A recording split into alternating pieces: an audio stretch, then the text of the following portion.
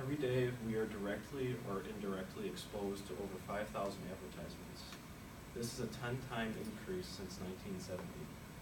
This statistic comes from Dr. J. Walker Smith, an executive at the Futures Company, and he is regarded as one of America's leading consumer trend analysts.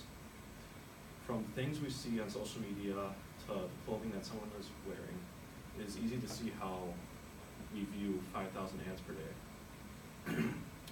Likewise, United States companies in 2011 spent over $144 billion on advertising, about 1% of the gross domestic product of the United States. That also came from Dr. J. Walker Smith.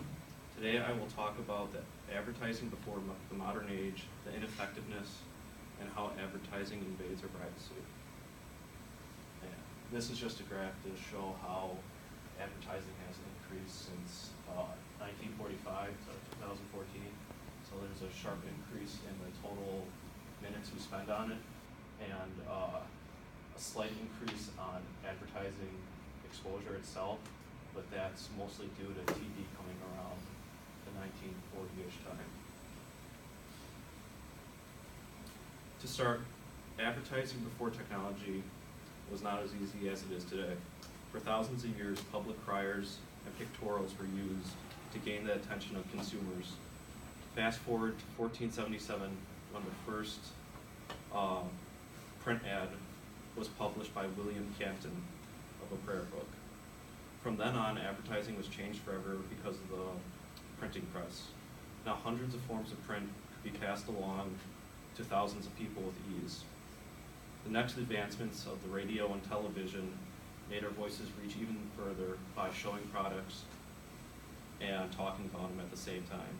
These advancements led to the advertising of today.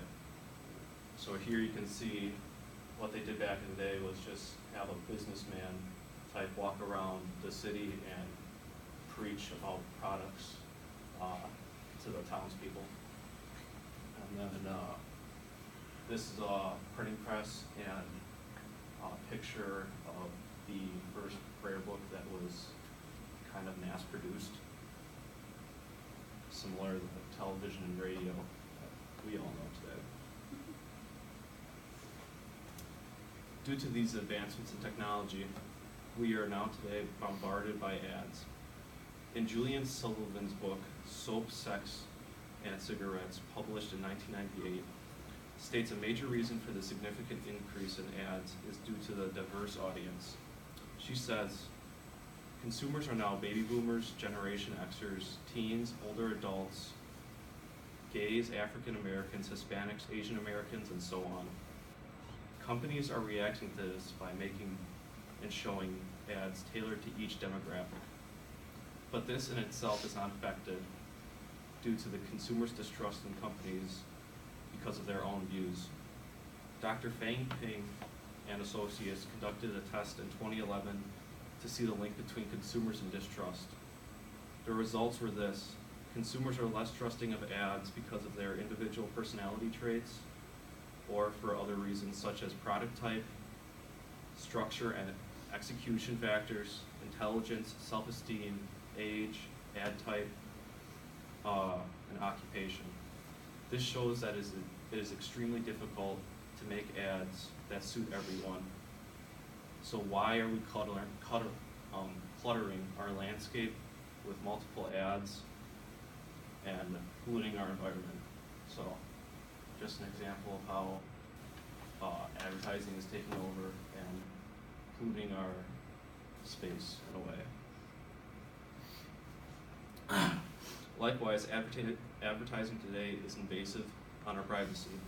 Do you ever see ads on Facebook, Twitter, or Google from things you just recently searched? This is due to companies collecting the data that we search on our personal computers and using that to benefit their companies. According to Google, a normal search can collect street, address, city, zip code, server, IP address, cookies, and the date and time, all without our permission. This doesn't sound too bad since we're all on the internet, but these are the basic things hackers look for to steal our identities. A study by the Javelin Research Group found that in 2015, 13.1 million people had some form of identity theft, losing a total of $15 billion. A simple advertisement isn't worth losing hundreds of thousands or thousands of dollars. Restrictions should be put on companies so that they have to ask our permission to use our data. Internet advertising has snowballed out of control, and corrective action should be taken to protect our consumers. So this is another graph of how Facebook and like Twitter have these ads on the side that you see, and people don't even look at them. They immediately click X. So they're just there for basically no reason. There's like over 30% of people in this small sample just immediately click out of it.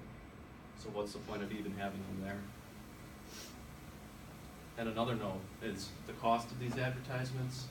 You can't really see it, but for TV, an ad can run $60,000 to about $10 million. So that's a lot of money. There's really no point to be spending this extra money for a company when that money could be reinvested in the company to maybe pay employees more or somehow spend it elsewhere instead of trying to promote the product and compete with everybody else. To conclude, advertising has gone from a simple persuasion technique to an invasion on our privacy. From a simple history,